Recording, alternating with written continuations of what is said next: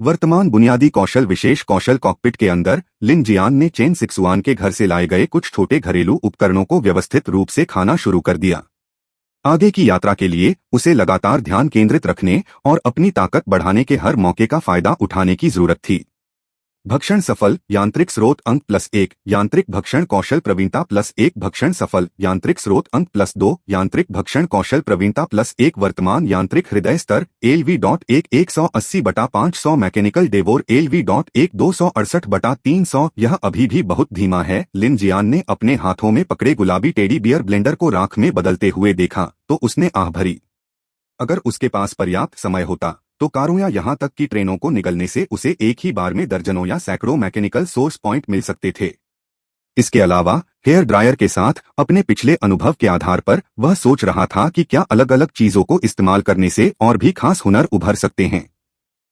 इस विचार ने उसे रोमांच से भर दिया। यह क्षमता सचमुच खेल परिवर्तनकारी थी। उनका मैकेनिकल हार्ट सिस्टम उन्हें न सिर्फ मशीनरी नियंत्रित करने और ट्रेन चलाने की अनुमति देता था बल्कि मशीनरी भी बना सकता था। यह मूलतः एक रचनात्मक विधा थी। इस सर्वनाशकारी दुनिया में जहां मानवता की औद्योगिक प्रणालियां ध्वस्त हो चुकी थीं, यह व्यावहारिक रूप से एक अपराजेय लाभ था। सबसे महत्वपूर्ण बात यह थी कि यह क्षमता उसके गुणों को बढ़ा सकती थी और उसे नए कौशल भी प्रदान कर सकती थी। अन्य क्षमताओं की तुलना में इसकी बहुमुखी प्रतिभा बिल्कुल अलग स्तर पर थी। लिन शियान की योजना के अनुसार ट्रेन के लिए एक स्थायी जीवन चक्र बनाना सबसे पहले और सबसे महत्वपूर्ण ऊर्जा के मुद्दे पर निर्भर था। उसकी विशेष क्षमता ने ऊर्जा की अधिकांश समस्या का समाधान कर दिया, लेकिन इसकी सबसे बड़ी कमी यह थी कि इसके लिए उसकी शारीरिक शक्ति की खपत होती थी और निरंतर ध्यान की आवश्यकता होती थी। इससे उसके लिए अन्य जटिल कार्यों को एक साथ करना मुश्किल हो जाता था। सूची में अगला काम रक्षा और जीवित रहने के लिए भोजन का था। हालांकि लिन जियान जानता था कि ये लक्ष्य रातों रात हासिल नहीं किए जा सकते। पहली गाड़ी और उसके बाहरी कवच को बनाने में ही उसके कई महीने लग गए थे। सब कुछ तुरंत पूरा हो जाने की उम्मीद करना बस एक ख्वाहिश थी। इसके अलावा वह अकेले ही काम कर रहे थे। चेन सिक्सुआन अन्य क्षेत्रों में मददगार तो थे, लेकिन तकनीकी विशेषज्ञता के मामले में ज्यादा योगदान नहीं दे पाए। आखिरकार मुझे कुछ टीममेट्स ढूंढने ही होंगे, लिन जियान ने मन ही मन सोचा। सबसे पहले मुझे एक इंजन क्रू की जरूरत होगी जो पूरी ट्रेन का मैकेनिकल मेंटेनेंस संभाले और ड्राइविंग में मदद करे। मुझे किसी ऐसे व्यक्ति की भी जरूरत होगी जो प्लांटिंग के बारे में जानता हो, उदाहरण के लिए एक वनस्पतिशास्त्री या हाइड्रोपोनिक्स विशेषज्ञ, कोई ऐसा व्यक्ति जो ताजी सब्जियां और फल उगा सकता है और शायद पानी और ऑक्सीजन शुद्धिकरण भी प्रदान कर सकता है। ठीक है, खाने की बात करें तो मुझे एक शेफ की भी जरूरत होगी और जाहिर है एक डॉक्टर भी। पता नहीं कब कोई गंभीर रूप से बीमार पड़ जाए और हम सिर्फ विशेषज्ञों पर ही निर्भर नहीं रह सकते। मुझे लड़ाकू विमानों की भी आवश्यकता होगी, आदर्श रूप से कुछ क्षमतावान खिलाड़ियों की भी। ओह, और मुझे एक प्रहरी टीम की आवश्यकता होगी। ओस फर्नीचर सिटी। दूर एक विशाल इमारत देखकर लिन जियान के चेहरे पर गंभीरता छा गई। यह जगह आमतौर पर फर्नीचर और घरेलू सामान की दुकान है जहां बहुत कम लोग आते जाते हैं। यहाँ ज्यादा सामान तो नहीं होना चाहिए, लेकिन मैं ठंड के मौसम के लिए कुछ सामान, बिस्तर वगैरह ले सकता हूँ। वह स्त्री पुरुष के बीच की तुच्छ बातों के बारे में नहीं, बल्कि प्रलय के बाद से दुनिया भर में तापमान में आई भारी गिरावट के बारे में सोच रहा था। इस घटना से प्रभावित इलाकों में नाटकीय रूप से ठंडक देखी गई थी। जियांग शहर में अगस्त और गर्मी का मौसम होने के बावजूद दिन का तापमान लगभग 12 या 13 डिग्री सेल्सियस तक गिर गया था, जबकि रात का तापमान 0 से कुछ ही डिग्री ऊपर था और हर दिन ठंड बढ़ती जा रही थी। लिन शियान ने अनुमान लगाया कि आकाश को ढक लेने वाले रसातल के कारण आए अंधकारमय ज्वार ने जलवायु को बुरी तरह प्रभावित किया है। यह संभव है कि हिमयुग या लंबी ठंड का दौर आ रहा हो। ऐसे समय में ठंड के मौसम के लिए पहले से तैयारी करना निस्संदेह एक समझदारी भरा कदम होगा। क्रियाक। लिन शियान ने ट्रेन को पटरियों के एक खुले हिस्से पर रोक दिया। रेलवे लाइन एक ऊंची चेनलिंक बाड़ से घिरी हुई थी, जिसके साथ साथ एक शहर का रास्ता भी था। सड़क पर लावारिस गाड़ियां बिखरी पड़ी थीं, लेकिन इलाके में आबादी कम थी। यहां तक कि ज़ॉम्बी भी बहुत कम थे, जिससे आसपास का माहौल अजीब सा शांत था। समतल जमीन, सुरंगों या ऊंची पटरियों का अभाव और बाढ़ की मौजूदगी ने इस जगह को सामान उतारने के लिए अपेक्षाकृत सुरक्षित बना दिया था। मिस चेन, ट्रेन में मेरा इंतजार करना। मैं अंदर जाकर देखता हूँ, लिन जियान ने अपना बैग बांधते हुए और अपना छोटा ब्लेड उठाते हुए कहा।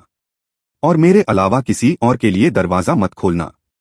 मैं समझती हूँ, चेन 61 ने जवाब दिया, हालांकि उसके चेहरे पर थोड़ी तनाव था। क्या यह बेहतर नहीं होगा अगर मैं आपकी मदद करूं?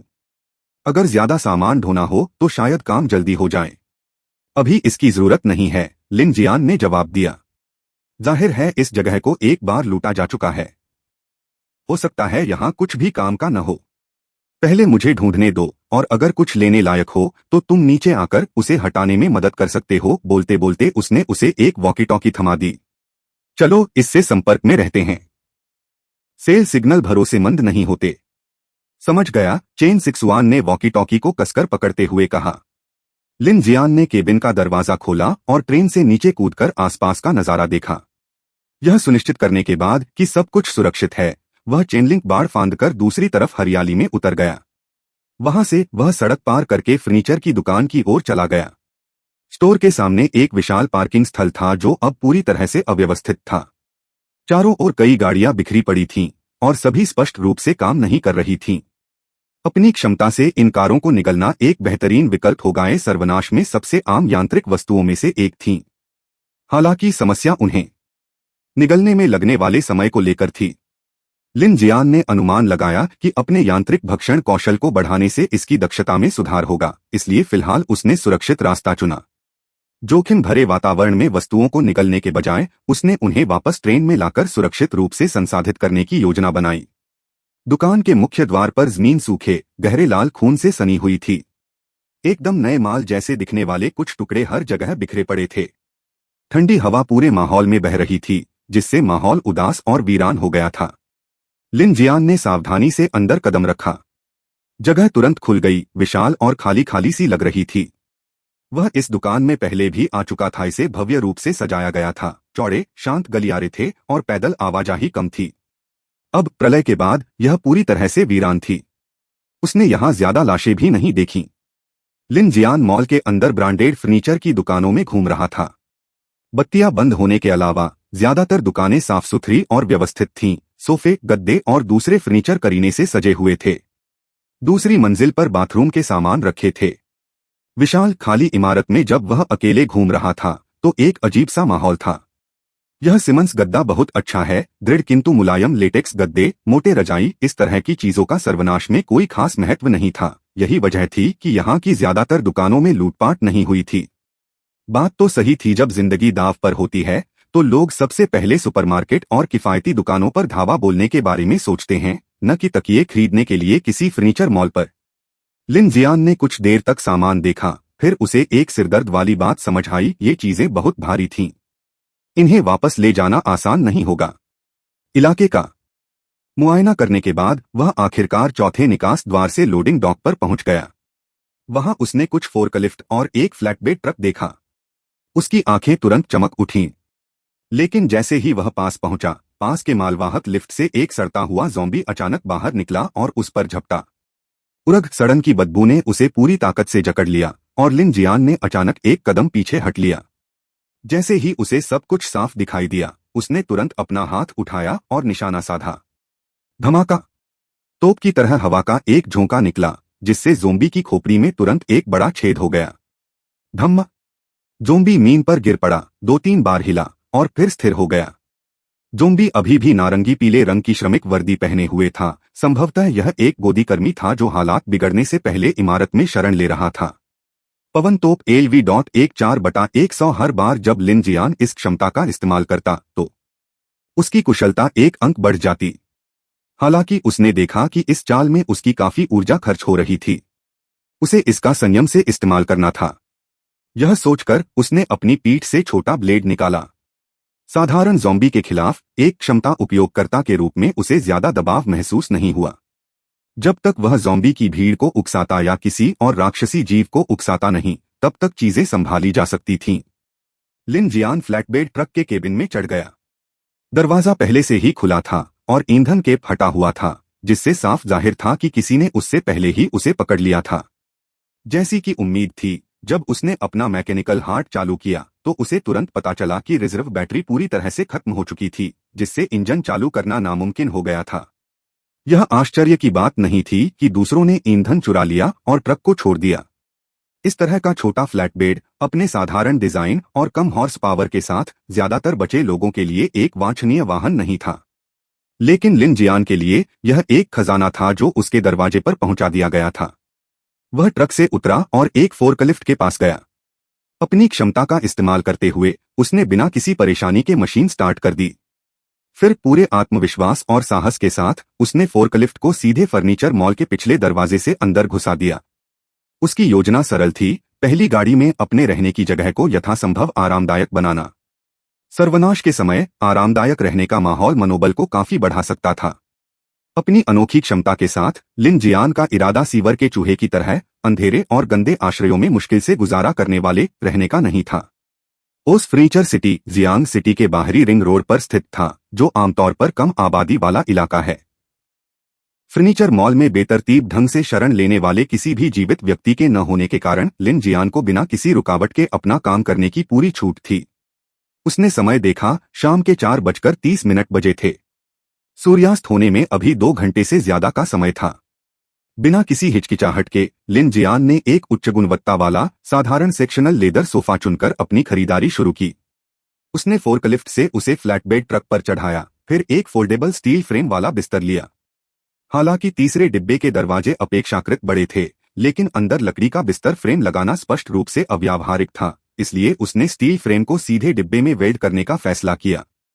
फोल्डेबल सिमंस गद्दे और लेटेक्स टॉपर के साथ यह फिर भी काफी आरामदायक होगा।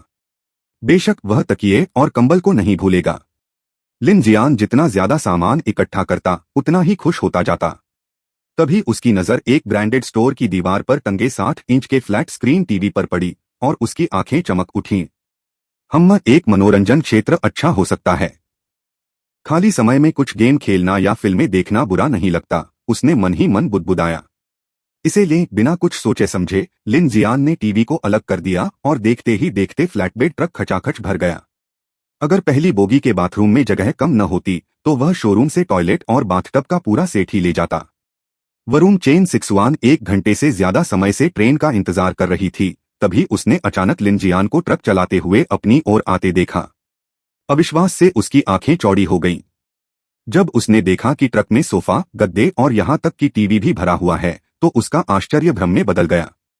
क्या इसे आपूर्ति भी माना जाता है? क्या सर्वनाश में पानी, खाना या यहां तक कि हथियार ढूंढना ज्यादा जरूरी नहीं था? वह थोड़ी घबराई हुई थी, लेकिन जब लिन जियान ने ट्रक को तीसरी बोगी के पीछे खड़ा किया तो वह जल्दी से मदद के लिए दौड़ी। क्लैंग वहिर तीसरे डिब्बे का पिछला लिफ्ट गेट धीरे धीरे नीचे उतरा। लिन जियान अपनी छोटी ब्लेड पीठ पर लादे उस पर चढ़ गया और मोटरसाइकिल और क्रेन को एक तरफ कर दिया। दोनों ने मिलकर सोफा, पलंग का ढांचा, गद्दा, तकिए, कंबल, गलीचा और टीवी पहले डिब्बे में रखना शुरू कर दिया।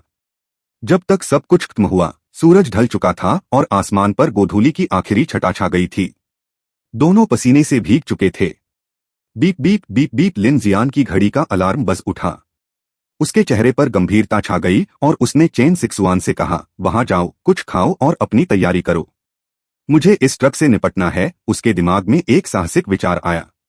चूंकि ट्रक पहले से ही यहां था, तो क्यों न उसे निगल जाने का मौका गवा दिया जाए।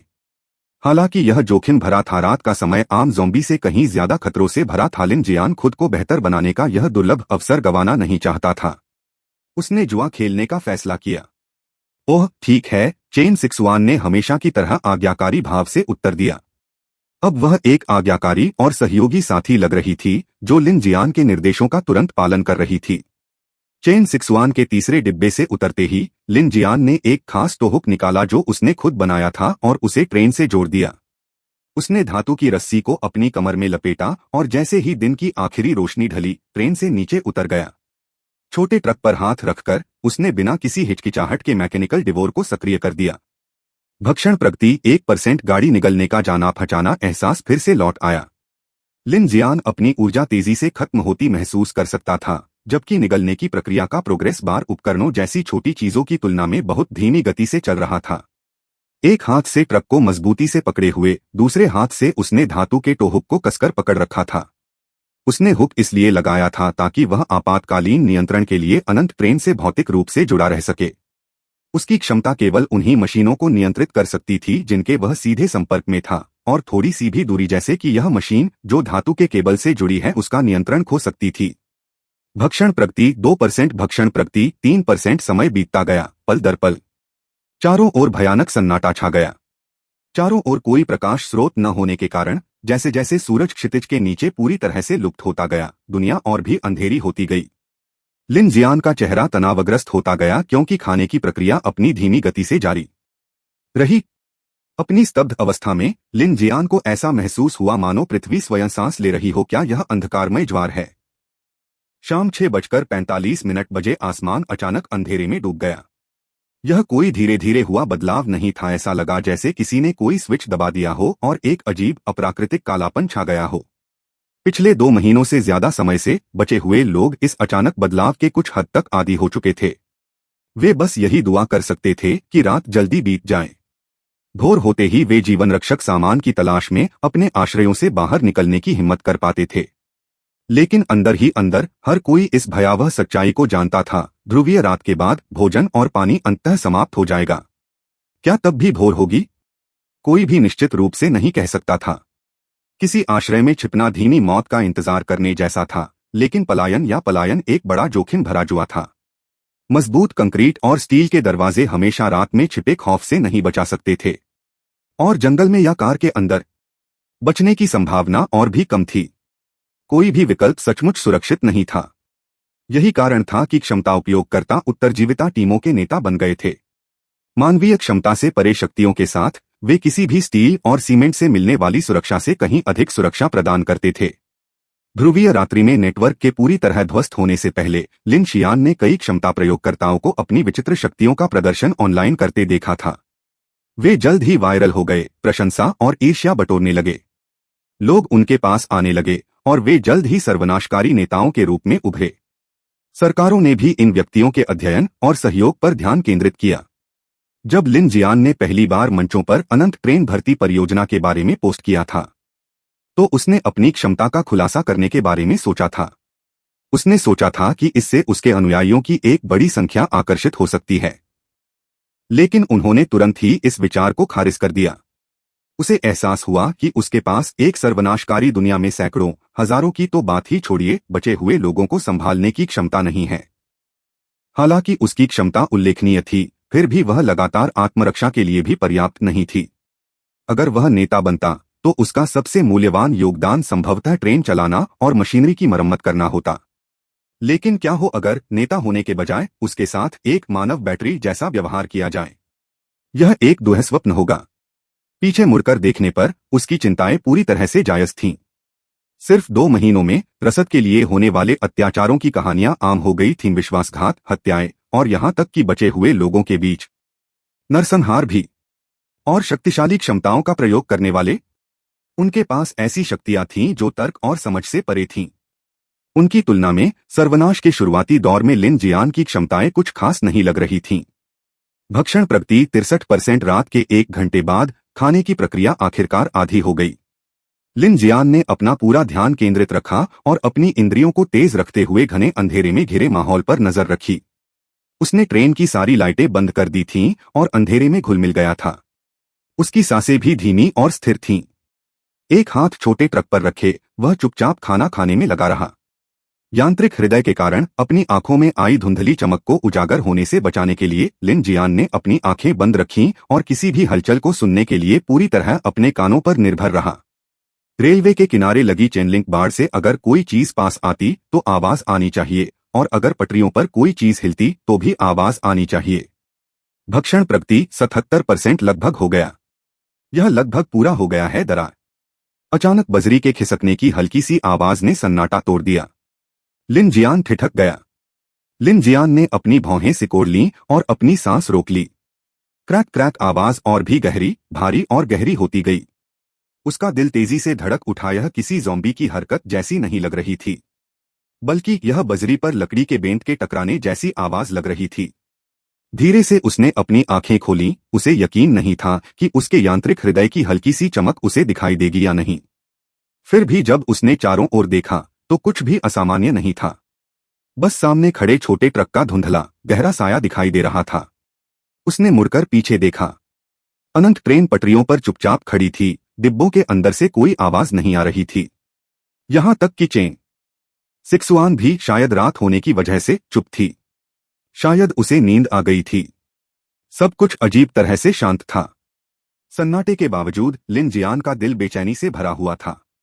उसे यकीन था कि उसने कुछ सुना है और उसकी तेज छठी इंद्री उसे बता रही थी कि कोई अनजानी हस्ती उसे देख रही है। उसका दिल तेजी से धड़क रहा था, लेकिन उसने खुद को शांत रहने के लिए मजबूर किया तथा अपनी पूरी ताकत से अपनी यांत्रिक भक्षण क्षमता का प्रयोग किया। तेज और तेज। भक्षण प्रगति 98% लगभग हो गया। इसमें लगभग 1.5 घंटे का समय लगा, लेकिन यदि वह सफल हो गया तो परिणाम निस्संदेह सार्थक होंगे। भक्षण सफल। यांत्रिक स्रोत अंक +30, यांत्रिक भक्षण कौशल दक्षता +10, बोनस पुरस्कार शक्ति +5, गति +5, रक्षा +2। बधाई हो, आपकी गति विशेषता ALV.13/50 तक अपग्रेड हो गई है। जैसे ही उसकी आंखों में एक हल्की सी चमक चमकी, लिन जियान ने आखिरकार राहत की सांस ली। उसके यांत्रिक स्रोत बिंदु आसमान छू रहे थे और गति में सुधार के साथ उसकी दृष्टि भी तेज होने लगी थी। वूश। जैसे ही भक्षण प्रक्रिया समाप्त हुई, छोटा ट्रक राख में तब्दील हो गया। ढीले सामान जमीन पर गिर पड़े और शोर ने रात के सन्नाटे को भंग कर दिया। लेकिन जैसे ही लिन जियान आराम करने लगा, उसने सुना उसके ऊपर एक धीमी गूंजती हुई गुनगुनाहट। यह ध्वनि अत्यंत विचित्र थी, मानो किसी जहाज का टूटा हुआ हार्न जंग लगे धातु के पाइप से गूंज रहा हो। यह किसी इंसानी आवाज जैसा नहीं लग रहा था। नहीं, यह किसी ऐसी मशीन जैसा लग रहा था जिसका सामना उसने पहले कभी किया हो। लिन जियान की पीठ में एक ठंडी सिहरन दौड़ गई। उसने अपना सिर ऊपर उठाया और जो कुछ उसने देखा उससे उसकी रूह लगभग निकल गई। उसके बगल में एक मानव जैसा प्राणी खड़ा था, लगभग 3 मीटर लंबा, पीली राख जैसी त्वचा वाला। उसका दुबला पतला शरीर विचित्र रूप से लंबा लग रहा था, जिसकी बाहें घुटनों से नीचे लटक रही थीं। उसके विकृत सिर के ऊपर एक खुला हुआ लाल मुंह था, जो विचित्र रूप से बड़ा और तीखे चमकते दांतों से भरा हुआ था। उसकी 2 गोल चमकती लाल आंखें अंगारों की तरह जल रही थीं और वे लिन जियान को बेचैन कर देने वाली तीव्रता से घूर रही थीं। वह न जाने कब से चुपचाप वहां खड़ा था, किसी का ध्यान नहीं गया, जब तक कि ट्रक के टूटने की आवाज ने उसका ध्यान अपनी ओर नहीं खींचा। इस एहसास से लिन जियान की रीढ़ में सिहरन दौड़ गई। उसकी खोपड़ी में झुनझुनी होने लगी और उसका पूरा शरीर डर से चीख उठा। उस जीव ने एक बार फिर भयानक धीमी गड़गड़ाहट की। उसकी लंबी बाह धीरे धीरे ऊपर उठी और उसकी 5 उस तरह सी नुकीली उंगलियां जो स्टील के पंजों जैसी थीं लिन जियान की ओर क्रूरता से बढ़ी। लिन जियान की पुतलियां सिकुड़ गईं और उसने तेज सांस ली। अगर वह चीज मुझे पकड़ ले तो मैं मानव कबाब में घुस जाऊंगा। खुशकिस्मती से उसकी गति का स्तर अभी अभी बढ़ा था। उसकी प्रतिक्रियाएं उसकी अपेक्षा से कहीं ज्यादा तेज हो गई थीं। इससे पहले कि उस जीव के पंजे उस तक पहुंच पाते, उसका शरीर सहज ही एक कदम पीछे हट गया। झनकार। जैसे ही उस जीव के पंजे रेल की पटरियों से टकराए, धातु की एक कर्कश चीख गूंजी, जिससे चिंगारियों की बौछार हुई। लोहे के घिसने की तीखी आवाज ने लिन जियान के दिल की धड़कनें तेज कर दी। उसने बिना किसी हिचकिचाहट के अपना हाथ उठाया और सीधे उस जीव के सिर पर निशाना साधा और पवन तोप छोड़ दी। धमाका। एक धीमी सी आवाज गूंजी और वह प्राणी कई कदम पीछे हट गया, क्योंकि उसका विचित्र रूप से ऊंचा सिर एक ओर झुक गया, मानो उसे किसी भारी प्रहार से चोट लगी हो। हालांकि लिन जियान का दिल बैठ गया। पवन तोप उसकी मोटी खाल को भेद नहीं पाई थी। स्थिति की गंभीरता को समझते हुए लिन जियान ने एक पल भी बर्बाद करने की हिम्मत नहीं की। वह अनंत ट्रेन की ओर दौड़ा और एक ही झटके में उस पर चढ़ गया। अपने यांत्रिक हृदय को सक्रिय करते हुए उसने पीछे का लिफ्ट गेट उठाया और ट्रेन स्टार्ट कर दी। बत्तियां टिमटिमाने लगीं। इस शोरगुल से चेन सिक्सुआन चौंक गया, जो पहली बोगी से आया और उसकी ओर चिल्लाया, लिन क्या हो रहा है? जल्दी कॉकपिट में जाओ और मुझे सड़क देखने में मदद करो। समझ गया। उसकी आवाज में तात्कालिकता को महसूस करते हुए चेन सिक्सुआन तुरंत मुड़ा और बिना किसी हिचकिचाहट के कॉकपिट की ओर भाग गया। फिर हाइड्रोलिक लिफ्ट गेट धीरे धीरे ऊपर उठने लगा। पहली बार लिन जियान को लगा कि वह असहनीय रूप से धीमी गति से चल रहा है। उसका डर जल्द ही सच साबित हो गया। गेट पूरी तरह बंद होने से पहले ही एक विशाल पीला हाथ अचानक अंदर आया और लिफ्ट के गेट को पकड़ लिया। उसके भयावह काले पंजों ने स्टील में गहरी खरोंचें डाल दीं, जिससे कई दांतेदार खांचे बन गए। क्या अविश्वसनीय ताकत है। लिन जियान की आंखें चौड़ी हो गईं जब गाड़ी की आंतरिक रोशनी ने बाहर के प्राणी को रोशन कर दिया। उस विचित्र सिर पर आंखों के लिए सिर्फ 2 रक्तलाल छेद थे, मानो कोई अथाह खाई हो, और उसके चेहरे का ज्यादातर हिस्सा एक विशाल खुला मुंह था जिसमें उस्तरे जैसे नुकीले दांतों की कतारें लगी हुई थीं। उन नुकीले दांतों को देखकर लिन जियान के सिर में झुनझुनी होने लगी। यह चीज निश्चित रूप से ज़ॉम्बी नहीं थी। उसका तुरंत विचार स्पष्ट था, यह जीव कोई उत्परिवर्तित मानव या संक्रमित शव नहीं था। यह तो इस दुनिया का भी नहीं था। लानत है तुम पर। घबराहट में लिन जियान ने अपने डर को किनारे कर दिया, दांत पीस लिए और तुरंत हरकत में आ गया। उसने अपना छोटा सा ब्लेड पकड़ा, आगे बढ़ा और पूरी ताकत से लिफ्ट के गेट को पकड़े हुए उस विशाल पीले हाथ पर वार कर दिया। झनकार! वार मांस पर नहीं बल्कि किसी स्टील जैसी सख्त चीज पर लगा। जोर से उसके हाथ में इतनी जोर का झटका लगा कि उसकी हथेली सुन्न हो गई। अपने ब्लेड के किनारे पर एक चिप का रूप देखकर लिन जियान ने ठंडी सांस ली। क्या बकवास है? यह इतना मुश्किल है। उस पीले विशालकाय जीव ने एक बार फिर अपनी भयानक गूंजती हुई दहाड़ लगाई। हालांकि उसकी हरकतें सुस्त लग रही थीं, लेकिन उसकी राक्षसी ताकत निर्विवाद थी। उसका एक हाथ लिफ्ट के गेट पर दबा हुआ था और जैसे ही अनंत ट्रेन उसे पटरियों पर घसीट रही थी, वह गिर पड़ा, लेकिन उसने खुद को नहीं छोड़ा। उसके विशाल शरीर को आगे की ओर खींचते हुए चिंगारियां उड़ रही थीं। क्रोधित प्रतीत होते हुए उस प्राणी ने अपना दूसरा हाथ उठाया और पूरी गाड़ी पर हमला कर दिया, मानो उसे फाड़ डालने का इरादा रखता हो। धातु के विरुद्ध धातु की चीख की आवाज गूंज उठी, क्योंकि उस प्राणी की पकड़ के बल पर तीसरे डिब्बे के पहिए पटरियों पर घिसने लगे, जिससे हर दिशा में चिंगारियां निकलने लगीं। लिन जियान का दिल जोरों से धड़क रहा था। उस दैत्य की ताकत जबरदस्त थी और उसका शरीर ब्लेड या गोलियों से अछूता था। अगर वह ट्रेन को पटरी से उतारने में कामयाब हो गया तो आज की रात उसका अंत तय था। निर्णायक रूप से कार्य करते हुए लिन जियान ने अपना हाथ उठाया, अपनी सारी ऊर्जा को एक दिशा में लगाया और एक और पवन तोप छोड़ी। इस बार सीधे प्राणी की रक्तलाल बाईं आंख पर निशाना साधा। धमाका! ट्रेन की रोशनी की अतिरिक्त सुविधा के साथ उसका हमला बिल्कुल सटीक पड़ा। उस दानव की बाईं आंख से गहरे लाल रंग का खून बह निकला, जिससे उसका पीला चेहरा लाल हो गया। गाढ़ा खून धीरे धीरे उसके खुले मुंह में टपकने लगा और उस जीव ने दर्द से एक कान फाड़ देने वाली चीख निकाली। अब बहरा कर देने वाली चीख इतनी तेज और तीखी थी कि लिन जियान को लगा कि उसके शरीर के हर बाल खड़े हो गए हैं और उसके कान के पर्दे दर्द से धड़कने लगे। लेकिन उसका हमला कामयाब रहा। उस जीव के विशाल हाथ ने लिफ्ट के गेट पर से अपनी पकड़ ढीली कर दी। आखिरकार दबाव के कारण धुआं उगलता हाइड्रोलिक लिफ्ट का गेट बंद हो गया। झनकार! झनकार! ट्रेन की गति बढ़ने लगी, पहियों की पटरी से टकराने की लयबद्ध ध्वनि हवा में गूंजने लगी। लिन जियान तुरंत अपने पैरों पर खड़ा हुआ और बाहर देखने लगा, लेकिन कोई बाहरी रोशनी न होने के कारण वह पीला दानव पलक झपकते ही स्याह कालेपन में गायब हो गया। ओह! लिन जियान ने राहत की एक लंबी सांस ली और थककर जमीन पर गिर पड़ा। उसकी नजर पिछले लिफ्ट गेट पर पड़ी, जिस पर अब 3 गहरे दांतेदार पंजों के निशान थे। उसके हाथ कांप रहे थे जब वह इस बात का सबूत देख रहा था कि वह मौत के कितने करीब पहुंच गया था। कई महीनों में यह पहली बार था जब उसे इतनी भयावह चीज का सामना करना पड़ा था। अगर ध्रुवीय रात ऐसी चीजों से भरी है तो लानत है, उसने खुद से कहा। उसकी आवाज कांप रही थी। उस क्षण उसे रात की भयावहता का वास्तविक एहसास हुआ। पलायन! उनके पास और कोई चारा नहीं था। उन्हें रसातल और अंधकारमय ज्वार से बचना था। कल रात लाशों को कीड़ों जैसे जीवों ने नियंत्रित किया था। आज रात यह पीला दानव था। कौन जानता था कि इस अंधेरे में और क्या क्या भयावहताएं छिपी होंगी? जो कोई भी यह सोचता था कि वह रात में जीवित रह सकता है, वह पूरी तरह से भ्रमित था। मानवता के लिए एकमात्र रास्ता बचा था ज्वार भाटे से भागना, ध्रुवीय रात्रि से भागना। झंझनाहट! झंझनाहट!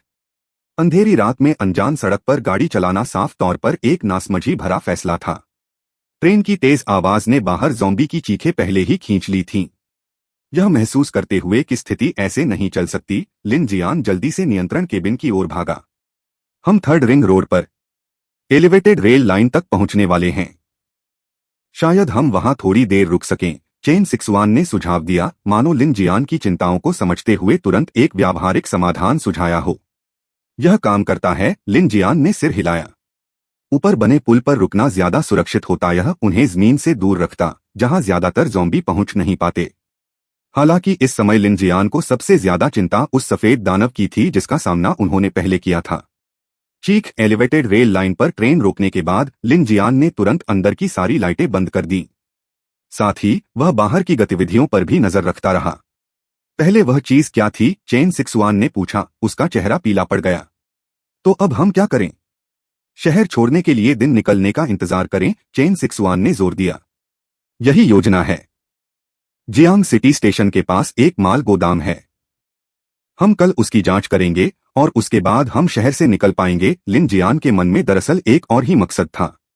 वह देखना चाहता था कि क्या उसे जियांग सिटी स्टेशन पर कोई इलेक्ट्रिक इंजन मिल सकता है। उस जमाने में औद्योगिक आधार लगभग पूरी तरह से विद्युतीकृत था।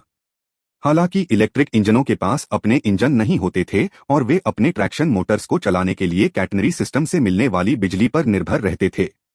रेलवे पावर ग्रिड बंद होते ही ये यांत्रिक इंजन बेकार हो गए, पटरियों पर बेकार पड़े रहे और लगभग बेकार हो गए। बेशक वे ज्यादातर लोगों के लिए बेकार थे, लेकिन लिन जियान के लिए नहीं। उन्होंने पहले एक इलेक्ट्रिक इंजन को बैकअप जनरेटर के रूप में जोड़ने की कल्पना की थी। जब उन्होंने अपनी क्षमताओं का उपयोग ट्रेन को आगे बढ़ाने के लिए किया तो इलेक्ट्रिक इंजन गतिज ऊर्जा को संचित विद्युत में परिवर्तित कर सकता था। केवल 30 से 40% की दक्षता दर के साथ भी यह उनके विश्राम काल के दौरान ट्रेन को शक्ति प्रदान करता था। इससे ट्रेन को चलाने और अन्य ऑनबोर्ड प्रणालियों को शक्ति प्रदान करने के लिए अनंत ऊर्जा का एक अस्थायी चक्र संभव हो जाता था। जियांग सिटी स्टेशन एक बड़ा केंद्र था। अगर उसे वहां अपनी जरूरत की चीजें मिल जाती तो बाद में उसे काफी मेहनत से छुटकारा मिल जाता। क्या तुमने कुछ खाया है? लिन जियान ने चेन सिक्सवान की ओर मुड़ते हुए पूछा। उसने देखा कि वह कितनी थकी हुई लग रही थी। हालांकि आज आखिरकार उसने कुछ खाया और थोड़ी ताकत हासिल की, फिर भी वह 2 महीने से भी ज्यादा समय से एक घने अंधेरे घर में अकेले रहने के लिए संघर्ष कर रही थी। उसकी मानसिक स्थिति लंबे समय से टूटने के कगार पर थी। इससे पहले निर्देशक लियांग की दुखद मौत और फिर एक भयानक राक्षस हमले का सामना करने के बाद अब वह स्पष्ट रूप से हिल गई थी। उसका मन लगभग अलग हो गया था। मैं चेन सिक्सवान हिचकिचाई। उसकी आवाज धीमी और डरी हुई थी जब उसने जवाब दिया, मैंने बस पानी और खाने पीने का सामान इकट्ठा कर लिया है। मोटे तौर पर अगर हम दिन में सिर्फ एक बार खाना खाएं तो हम लगभग 1 महीने तक ही जिंदा रह पाएंगे। यह कहते हुए उसके स्वर में अपराधबोध की झलक थी। उसने लिन जियान से बिना पूछे ही खुद को और लिन जियान को इस दिन में एक बार खाने वाली स्थिति में डाल दिया था। लिन जियान ने उसे साफ साफ नहीं बताया था कि उसे भी उसके बराबर ही खाने की इजाजत है।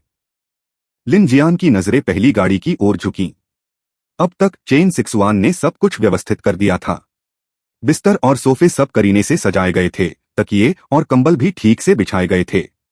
फ्लैट स्क्रीन टीवी जिसे लगाना उसे नहीं आता था और स्टील के फ्रेम वाले बिस्तर जिसकी अभी तक वेल्डिंग नहीं हुई थी को छोड़कर पहली गाड़ी एक आवारा के अस्तव्यस्त अड्डे से एक आरामदायक एक बेडरूम वाली जगह में बदल गई थी। महीनों तक प्रलय के डर में जीने के बाद उस दृश्य को देखकर दोनों लेटकर सोने के लिए तरस गए। लिन जियान भंडारण रैक के पास गया और फलों का एक डिब्बा उठाकर चेन सिक्सवान को दे दिया। लो, इसे खा लो, फिर थोड़ी देर सो जाओ। चेन सिक्सवान ने आश्चर्य से कहा। उसकी आवाज में आश्चर्य और झिझक दोनों झलक रहे थे क्योंकि वह उसके हाथ में रखे कैन को घूर रही थी। उसकी आंखों में लालसा और बेचैनी का मिश्रण था। मीठे आकर्षक फल ने तुरंत उसकी भूख को जगा दिया, लेकिन लिन जियान के शब्द थोड़ी नींद ले लो ने उसे क्षण भर के लिए चकित कर दिया। उसका मन भटक गया। थैंक यू, उसने धीरे से कहा, आज्ञाकारी ढंग से कैन लेते हुए। वह सोफे पर बैठ गई, उसे खोला और एक घूंट लिया। यह मिठास अत्यधिक थी और ऐसा लग रहा था जैसे इसने उसके शरीर की प्रत्येक कोशिका को जागृत कर दिया हो तथा उसे राहत और खुशी की एक अकथनीय अनुभूति से भर दिया हो। उसी क्षण चेन सिक्सवान को चक्कर आने लगा। उसकी चेतना धुंधली पड़ने लगी।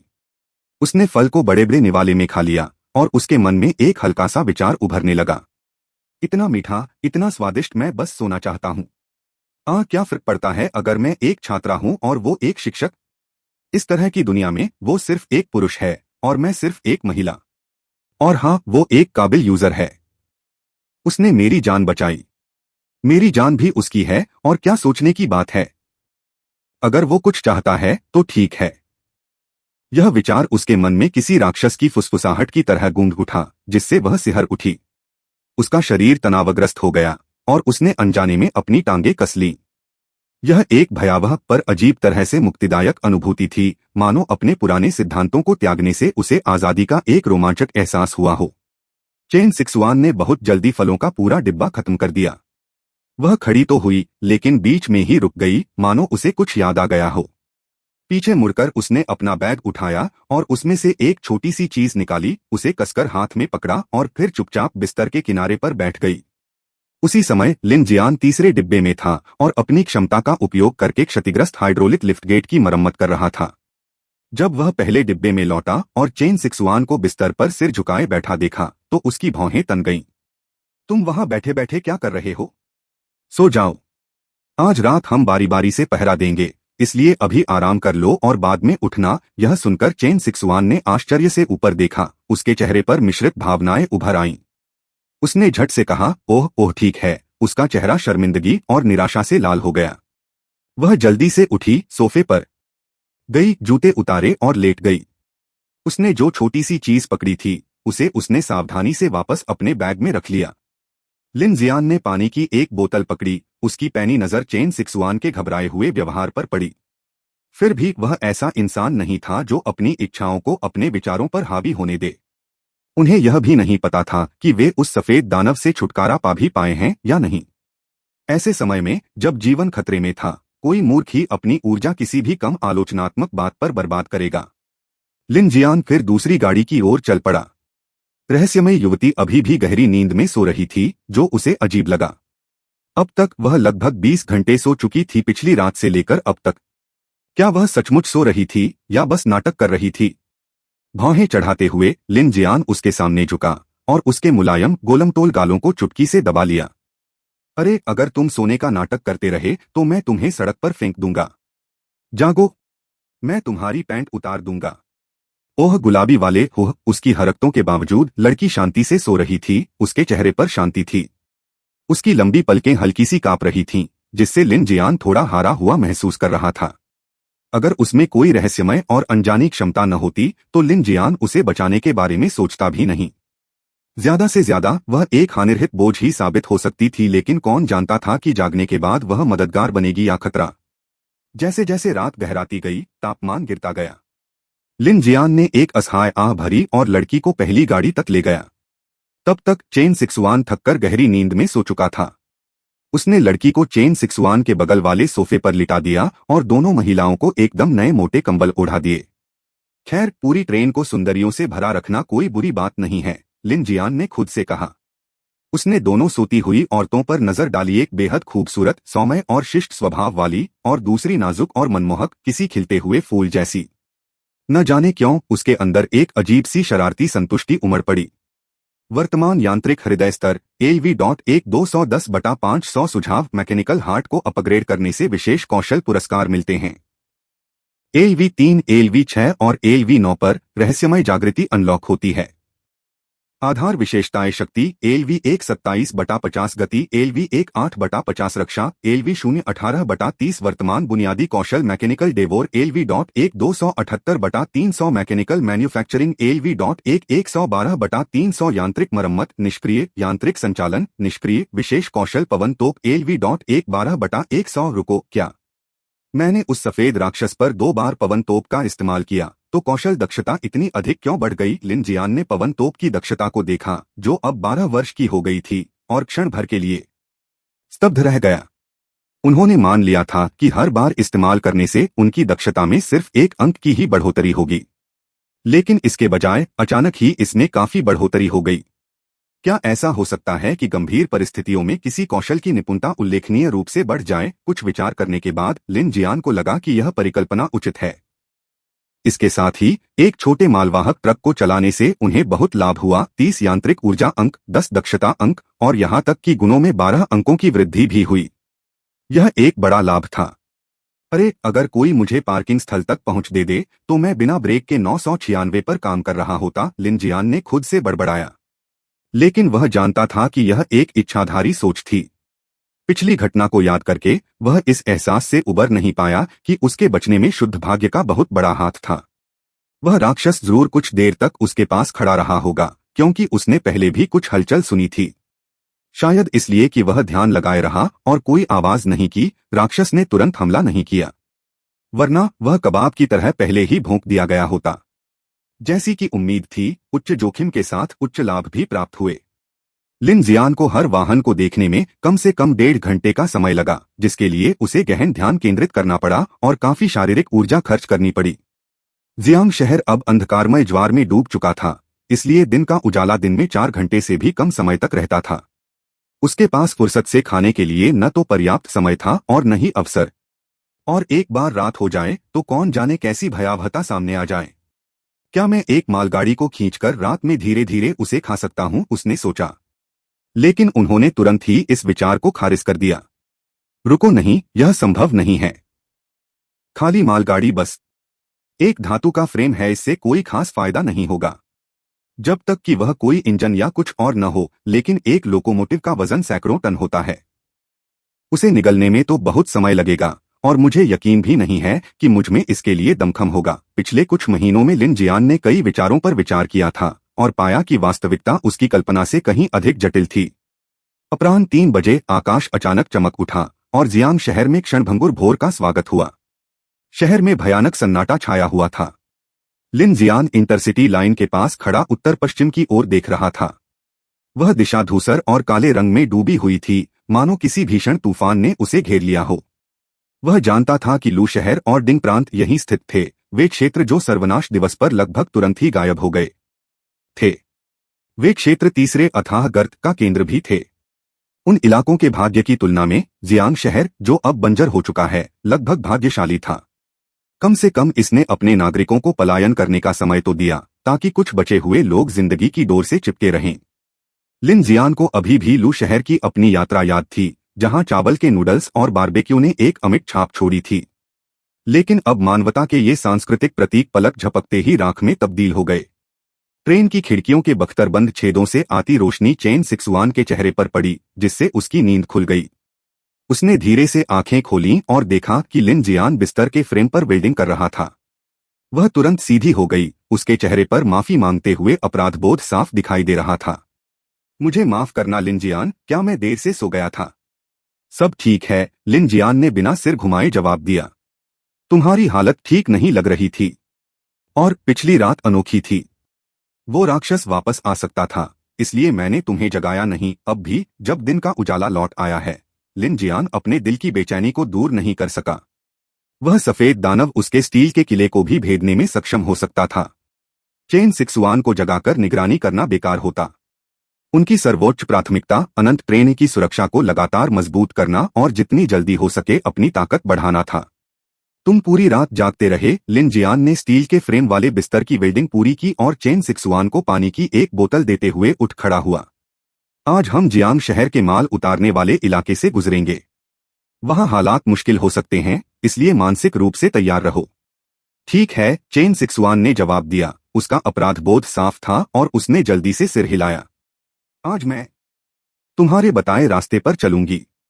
जरूरत नहीं है, मेरे पास तुम्हारे लिए एक और काम है। लिन जियान चेन सिक्सवान को कंट्रोल केबिन तक ले गई। अनंत ट्रेन पहले ही धीरे धीरे चलने लगी थी। जैसे जैसे वे आगे बढ़े, लिन जियान ने उसे समझाया, यह मुख्य मार्ग जियांग्यू लाइन में मिल जाता है, इसलिए इसे किसी भी स्विच पर विचलित नहीं होना चाहिए। अगर मौका मिला तो मैं आज ही ट्रेन में एक इलेक्ट्रिक इंजन खींचने की योजना बना रहा हूं। जब ऐसा होगा तो मुझे ट्रैक स्विच को मैन्युअल रूप से चलाने के लिए उतरना होगा। डिब्बों को जोड़ते समय मुझे आपसे कपलिंग निर्देश संभालने होंगे। कुछ नियंत्रणों की ओर इशारा करते हुए लिन जियान ने धैर्यपूर्वक समझाया, यह लॉक को खोलता है, यह कपलर को संरेखित करता है, यह ब्रेक सिस्टम को जोड़ता है और यह लिंक का परीक्षण करता है। चेन सिक्सवान के लिए ये तकनीकी शब्द पूरी तरह से अपरिचित नहीं थे। अपने पिता के प्रभाव से वह रेलवे के ज्ञान से परिचित होकर बड़ी हुई थी। वह समझती थी कि यह ट्रेन के डिब्बों को जोड़ने की प्रक्रिया है। हालांकि सिद्धांत को समझना एक बात थी, वास्तव में इसे करना उसके लिए बिल्कुल नया था। इसलिए उसने लिन जियान के स्पष्टीकरण को ध्यान से सुना, एक भी विवरण छूटने से डरती थी। लिन जियान के लिए डिब्बों को जोड़ना भी एक जटिल काम था। सबसे बड़ी चुनौती यह थी कि वह मैकेनिकल हार्ट का इस्तेमाल करके एक साथ 2 डिब्बों को नियंत्रित नहीं कर सकता था। ट्रैक बदलने के लिए उसे खुद ही ट्रैक स्विच चलाना पड़ता था। लेकिन जैसे ही वह ट्रेन से उतरता, अनंत ट्रेन अपनी शक्ति खो देती। इसका एकमात्र उपाय यह था कि ट्रेन को मैन्युअली आगे बढ़ाया जाए, साथ ही यह भी सुनिश्चित किया जाए कि इलेक्ट्रिक इंजन का कपलर और ब्रेक हुक पूरी तरह से मुक्त अवस्था में हो। इस ऊर्जावंचित परिदृश्य में लिनजियान को कार्यों के बीच आगे पीछे भागना होगा। इसके अलावा यदि वह विद्युत इंजन ढूंढने में सफल हो जाता तो उसे गैस टरबाइन इंजन के पीछे तथा पहले डिब्बे से पहले लगाना पड़ता। व्हेल 03 लोकोमोटिव का अगला हिस्सा पहले से ही बख्तरबंद था और इलेक्ट्रिक लोकोमोटिव की तुलना में गैस टरबाइन लोकोमोटिव कहीं ज्यादा मजबूत था। इसका मतलब था कि इलेक्ट्रिक लोकोमोटिव को दूसरा स्थान लेना पड़ा। कुल मिलाकर ऑपरेशन बेहद जटिल था।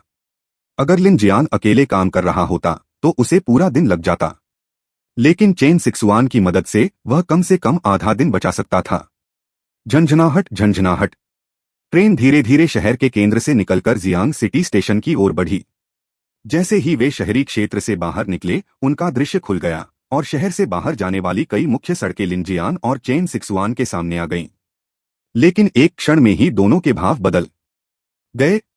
सड़कें हजारों कारों से पूरी तरह जाम हो गई थीं, जिससे एक अटूट श्रृंखला बन गई थी जिससे रास्ते दुर्गम हो गए थे। खून के कुंड, कटे हुए अंग, जलती हुई कारों के फ्रेम और बिखरा हुआ सामान और कपड़े दृश्य में बिखरे पड़े थे।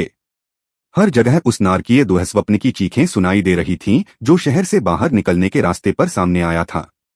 अंधेरा छाने के बाद एक भी जिंदा प्राणी नजर नहीं आ रहा था। पहाड़ियां और मैदान बेतरतीब घूमते ज़ॉम्बी से भरे हुए थे। जो भाग सकते थे वे भाग गए, जो पीछे रह गए वे बाहर नहीं निकल पा रहे। लिनजियान बुदबुदाया।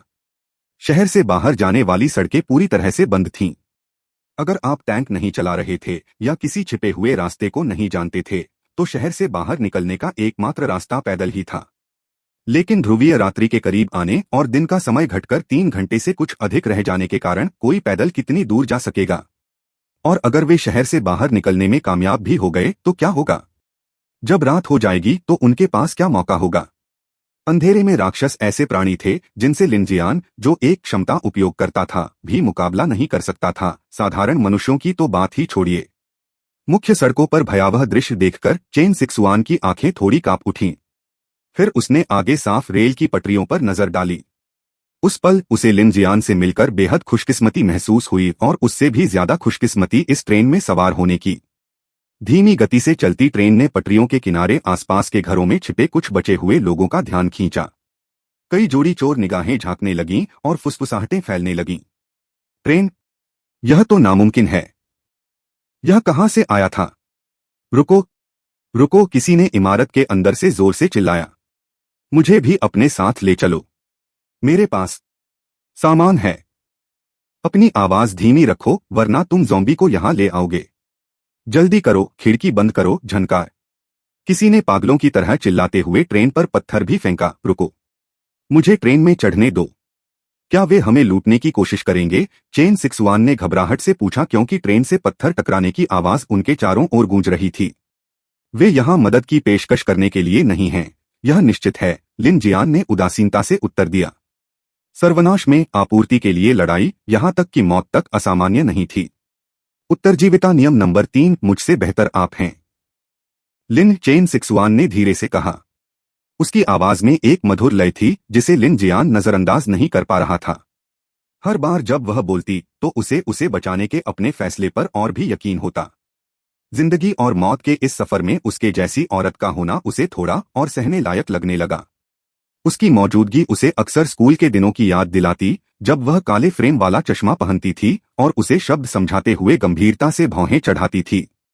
उसकी आवाज सुनकर लिनजियान ने ऊपर देखा और उसकी पुतलियां थोड़ी सिकुड़ गईं। यह बर्फ पड़ रही थी। ट्रेन के बाहर बर्फ के टुकड़े बहकर खिड़कियों पर आ गिरे और पिघलकर पानी की छोटी छोटी बूंदों में बदल गए। क्या सर्दी आ गई है? चेन सिक्सुआन बाहर बर्फ के टुकड़ों को घूरते हुए खुद से बुदबुदा रही थी। कैलेंडर के अनुसार सर्दी अभी कई महीने दूर थी।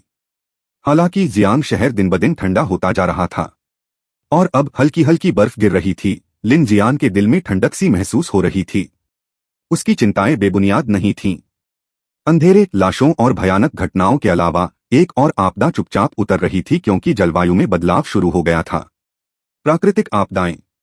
अगर कड़ाके की ठंड और बर्फीले तूफान आए तो समस्या सिर्फ ठंड सहने की नहीं होगी। इंसानों को अपने शरीर का तापमान बनाए रखने के लिए ज्यादा भोजन की जरूरत होगी। ट्रेन को चलते रहने के लिए काफी ज्यादा ऊर्जा की जरूरत होगी। अत्यधिक निम्न तापमान की स्थिति में उन्हें ट्रेन में हीटिंग सिस्टम भी स्थापित करने की आवश्यकता पड़ सकती है। अरे, लिन जियान ने मन ही मन गाली दी। वह खाना रखने के लिए एक रेफ्रिजरेटर ढूंढने की सोच रहा था, लेकिन मौजूदा हालात को देखते हुए ऐसा नहीं लग रहा था कि अब इसकी जरूरत पड़ेगी। क्योंकि ट्रेन अभी भी शहर की सीमा के भीतर चल रही थी, लिन जियान ने जानबूझकर उसकी गति धीमी कर दी। शहर में अफरातफरी मची हुई थी और वह जाम हुई पटरियों से बचना चाहता था और शोर कम करना चाहता था, जिससे अनावश्यक परेशानी हो सकती थी। लाइट रेल लाइन से जियांग्यूमेन लाइन पर विलय होते ही आसपास का माहौल खुलने लगा। कभी कभी पटरियों पर भटकते हुए आवारा लाशें या जानवर ट्रेन के पहियों के नीचे कुचले जा रहे थे। जल्द ही ट्रैक स्विच की संख्या बढ़ गई, जिससे शाखा लाइनों पर खड़ी विभिन्न मालगाड़ियों से भरा एक खुला क्षेत्र बन गया। उनमें कई कंटेनर ट्रेनें भी थीं, लेकिन बिना किसी अपवाद के सभी मालगाड़ियों के दरवाजे खुले हुए थे। अंदर का सामान बचे हुए लोगों ने बहुत पहले ही लूट लिया था और जमीन पर बिखरे पड़े सिर्फ खाली गत्ते के डिब्बे और प्लास्टिक की थैलियां ही रह गई थीं। जो कुछ बचा था वह मिश्रित मालगाड़ियां थीं, जिनमें अलग अलग डिब्बे थे, जिनमें बॉक्सकार, फ्लैटबेड और टैंकर शामिल थे, लेकिन उन्हें भी नहीं बख्शा गया। कुछ डिब्बे तो पटरियों पर पलट भी गए थे। शाखा लाइन दूर स्थित एक लोडिंग प्लेटफॉर्म और उत्थापन कार्यशाला से जुड़ी थी। जाहिर है, यह जियांग शहर का रेल माल लदान केंद्र था। ये सुविधाएं आमतौर पर शहर के भीतर यात्री स्टेशनों से ठीक पहले स्थित होती थीं। लिन जियान ने इन्फिनिट ट्रेन को मालगाड़ी स्टेशन की ओर जाने वाले दोहरे ट्रैक वाले रेलवे स्टेशन के प्रवेश द्वार पर रोक दिया।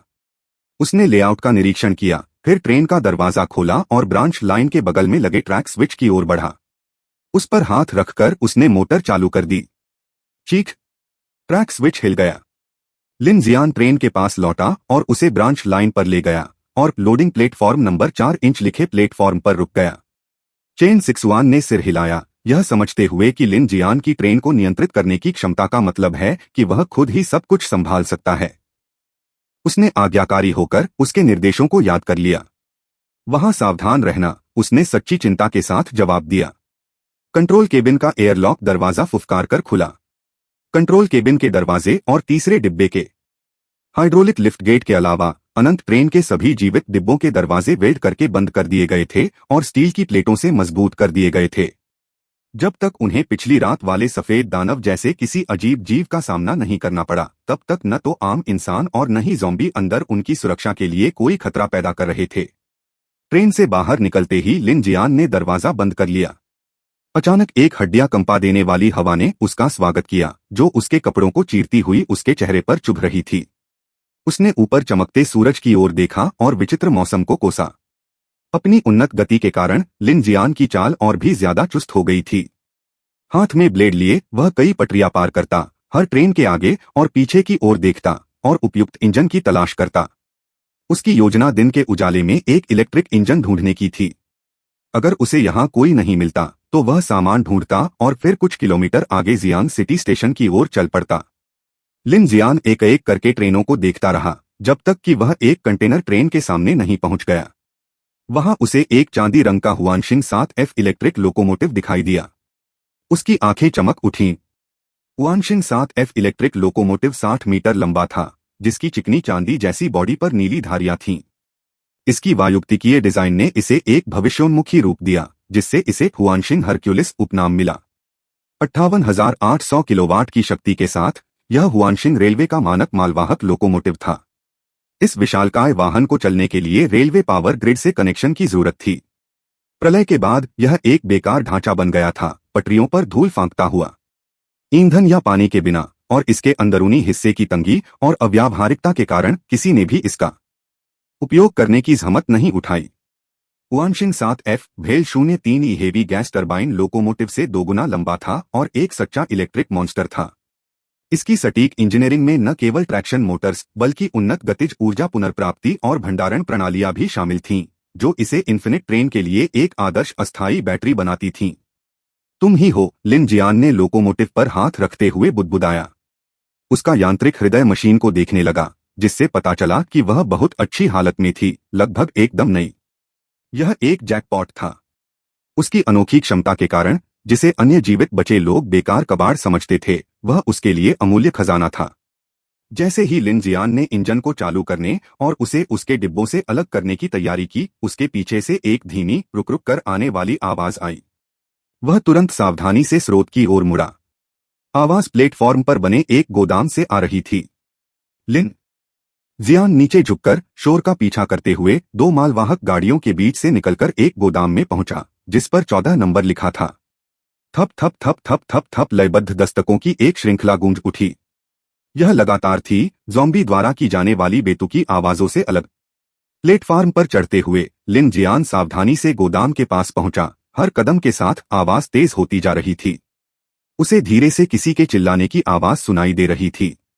मदद करो, क्या कोई है? आवाज धीमी थी, मानो किसी ध्वनिरोधी पदार्थ से उसे रोक दिया गया हो। लिन जियान वेयरहाउस 14 के दरवाजे पर पहुंचा और आधे खुले प्रवेश द्वार से अंदर झांका। उसने पाया कि यह एक कोल्ड स्टोरेज सुविधा थी, जिसके अंदर दो बड़े सफेद फ्रीजर रखे थे। हालांकि जियांग सिटी में बिजली गुल होने के कारण अंदर सड़न की एक अवर्णनीय दुर्गंध फैली हुई थी। इस गंध ने लिन जियान को घूंसा मारा और उसने लगभग वह डिब्बाबंद मांस उगल दिया जो उसने पहले खाया था। जैसे ही लिन जियान गोदाम में आगे बढ़ा, उसे आखिरकार शोर का स्रोत दिखाई दिया। एक बड़े फ्रीजर की आइसोलेशन विंडो के पीछे दो महिलाएं दिखाई दे रही थीं। एक, जो लगभग 30 साल की लग रही थी, बेतहाशा दरवाजा पीट रही थी, उसका चेहरा हताशा से लाल हो गया था। दूसरी 50 या 60 साल की एक बुजुर्ग महिला जमीन पर गिरी पड़ी थी, मुश्किल से सांस ले रही थी। जैसे ही लिन जियान अंदर गया, छोटी महिला ने उसे देखा और तुरंत चिल्लाई, कृपया मुझे दरवाजा खोलने में मदद करें, मेरी मां मर रही है। लेकिन जैसे ही लिन जियान ने ये शब्द सुने, उसकी आंखें तेजी से सिकुड़ गईं। कुछ गड़बड़ सा महसूस हुआ। बिना किसी हिचकिचाहट के वह एक ही झटके में आगे की ओर कूद पड़ा। अगले ही पल उसके पीछे से गोली की तेज आवाज सुनाई दी। टकराना, एक घात। लिन जियान को तुरंत उनकी चाल समझ आ गई। एक औरत जो फ्रीजर में बंद है और मदद के लिए चिल्ला रही है। यह बहुत अजीब था, बहुत संयोग था। उसकी चीखें बचाने वालों को नहीं, बल्कि ज़ॉम्बी को आकर्षित करती। साफ था कि उसकी चीखें उसे फंसाने के लिए थीं। Bang bang bang. पहली गोली चूक गई और उसके बाद गोलियों की बौछार हो गई। लिन जियान एक पल के लिए भी नहीं रुका। उसकी हरकतें बिजली की तरह तेज थीं और वह दूसरे फ्रीजर के दरवाजे में घुस गया और पीछे से भारी दरवाजा जोर से बंद कर दिया। झनकार झनकार। गोलियां फ्रीजर के दरवाजे पर लगीं, जिससे चिंगारियां उड़ने लगीं। अरे, यह आदमी बहुत तेज है, उसे भागने मत दो। हाँ, कितना बेवकूफ है। अब तो उसने खुद को फ्रीजर में बंद कर लिया है। दो आदमी तेजी से उसके पीछे दौड़े, दोनों ही हथियारों से लैस थे। एक के पास लंबी बंदूक थी और दूसरे के पास छोटी बंदूक थी। नेता, जो लगभग 40 वर्ष का एक व्यक्ति था, जिसका चेहरा भयावह था और गर्दन पर एक बड़ा टैटू बना हुआ था, उसने फ्रीजर के दरवाजे पर जोर से लात मारी, लेकिन पाया कि वह कसकर बंद था। अरे, यह तो अजीब है। पास खड़ा दुबला पतला आदमी छोटी सी खिड़की से लिन जियान को झांक रहा था, जो फ्रीजर के अंदर सावधानी और सतर्कता से बैठा था। दुबले पतले आदमी ने दरवाजे का हैंडल खींचा, लेकिन वह हिला तक नहीं।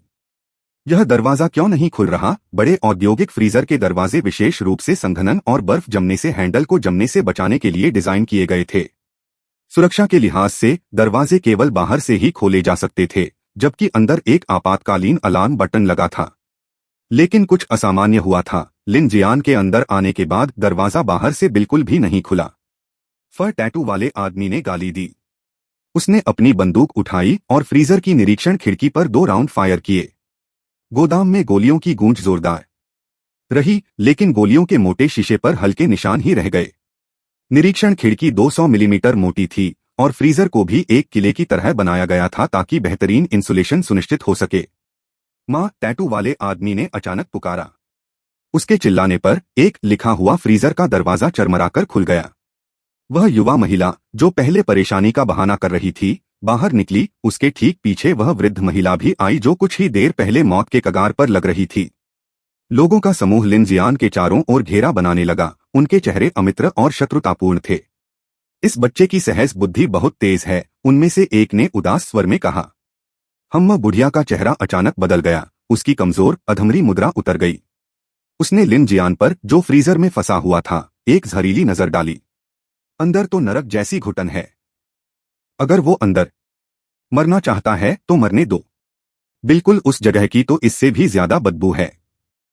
देखते हैं ये कब तक टिक पाता है। पसीने से तरबतर एक और युवती ने हाथ से हवा करते हुए शिकायत की, बात बस इतनी है कि इस कमबख्त फ्रीजर की साउंड प्रूफिंग बहुत अच्छी है। चिल्लाते चिल्लाते मेरा गला बैठ गया है। बुढ़िया ने उसे असंतुष्ट नजरों से देखा, तुम्हें क्या पता, अगर तुम ढंग से अभिनय नहीं करोगी तो मछलियों को चारा कैसे डालोगी? माँ, आपकी तरकीबें हमेशा काम करती हैं। फ्रीजर के अंदर लिन जियान के चेहरे पर उदासी छा गई। उसे अंदाजा हो गया कि इस परिवार ने शायद पहले भी ऐसा कुछ किया होगा। शुक्र है कि वह सतर्क था और उसने तुरंत प्रतिक्रिया दी, वरना सिर्फ आधे सेकंड में ही बंदूक की नोक पर उसकी जान जा सकती थी। इस वक्त उसकी ठंडी नजर बाहर खड़े चारों पर टिकी थी। यह समझना मुश्किल नहीं था कि बुढ़िया ही इस परिवार की मुखिया थी, जबकि बाकी दो उसके बेटे और बहू थे। बिल्कुल। क्या तुमने सुना नहीं है कि जितना पुराना अदरक उतना ही तीखा? बुढ़िया ने लिन जियान की तरफ ठंडी नजर से देखा। आज की मछली तेज है, पर ज्यादा चालाक नहीं लग रही, सीधे रास्ते में ही फंस गई। अरे भाई, तुम बाहर आकर ट्रेन की चाबियां क्यों नहीं दे देते? मैं वादा करता हूं तुम्हें जाने दूंगा। एक अधेड़ उम्र का आदमी आगे बढ़ा और फ्रीजर के अंदर लिन जियान से बात की। निश्चित रूप से उन्होंने पहले ही प्लेटफार्म पर आने वाली उसकी अनंत ट्रेन का पता लगा लिया था और उसे मारने तथा ट्रेन को जब्त करने के लिए यह मछली पकड़ने की योजना बना ली थी। ठीक है, चूंकि तुम बाहर नहीं आओगे तो तुम वहीं सड़ सकते हो, मुझे कोई परवाह नहीं। लंबी बंदूक पकड़े हुए आदमी ने लिन जियान पर व्यंग्य किया और कहीं से एक लोहे की जंजीर उठाई और उसे फ्रीजर के दरवाजे के हैंडल के चारों ओर लपेटकर उसे बाहर से बंद कर दिया। पापा! तभी लगभग 11-12 साल का एक गोलमटोल लड़का उत्साह से दौड़ता हुआ आया। उसके चेहरे पर गर्व के भाव थे और वह अधेड़ उम्र के आदमी से बात कर रहा था। मैंने अभी देखा, उस ट्रेन में एक औरत है, वाकई बहुत खूबसूरत। मध्यम आयु वर्ग के व्यक्ति का नाम हुआंग झाओजियान था, जबकि लंबी बंदूक वाला व्यक्ति उसका छोटा भाई हुआंग जी था। दो लोग ट्रेन चलाने की हिम्मत कैसे कर सकते हैं? बड़ी हिम्मत है। हुआंग जी लड़के की बात पर मजाकिया अंदाज में हंसा, फिर बुजुर्ग महिला की ओर मुड़ा। माँ, क्या प्लान है? तुम्हें क्या लगता है? बुढ़िया ने उसे घूरकर देखा। तुम सच में ईंटों की तरह बेवकूफ हो। उस ट्रेन में बहुत सारा सामान होगा। अगर वो काम करने लायक है तो इस बदबूदार फ्रीजर में छिपने से बेहतर होगा कि उसमें छिप जाओ। सच? गोंगली की आंखें चमक उठीं। इस तरह हम आखिरकार इस नर्क से निकल पाएंगे। वांग झाओजियान ने अपनी पत्नी पर गुस्सा किया। क्या लेकर जाओगी? क्या तुम्हें ट्रेन चलानी भी आती है? मैं गाड़ी नहीं चला सकता, लेकिन कोई और चला सकता है। क्या एले ने नहीं कहा था कि गाड़ी में एक खूबसूरत महिला है? ये दो जवान लोग साफ जानते हैं कि कैसे चलाना है। यह कितना मुश्किल हो सकता है। मैं रेलगाड़ी चलाना चाहता हूँ। मैं रेलगाड़ी चलाना चाहता हूँ। गोलमटोल लड़का एले रेलगाड़ी चलाने के विचार से उत्साह से उछल पड़ा।